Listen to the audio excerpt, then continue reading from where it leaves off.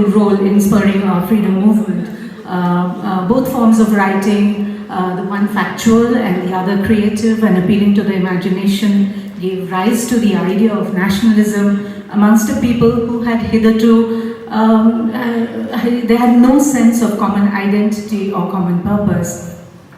However, I would like to posit that by and large, perhaps journalism played a more active role in shaping public opinion against foreign domination than did literature, because of the immediacy of journalism, because it was informing people about things that affected them in their daily lives, in their real lives. So there were, of course, some works of literature that engaged people almost as powerfully as journalism did. Neel Darpan, a play by Dinabandhu Mitro, written in 1858-59, is one example. It dealt with the horrific treatment of indigo farmers of Bengal by their British masters. In fact, the Indigo Revolt of 1859 also was taking place around the same time. But to come back to journalism, even in the mid-18th century, this is the years immediately after the First War of Independence.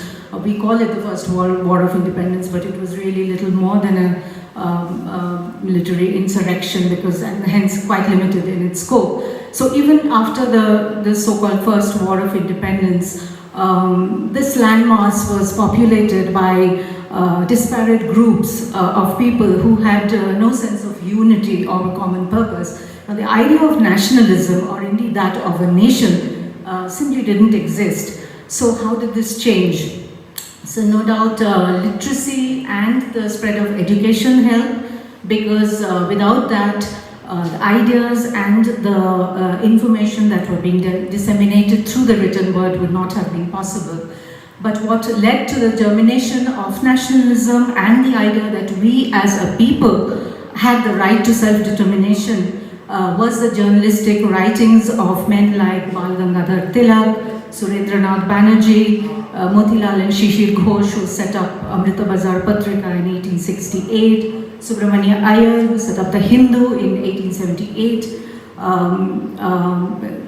then Bipin Chandra Pal, Madan Mohan Malviya, Motilal Nehru, and many, many others.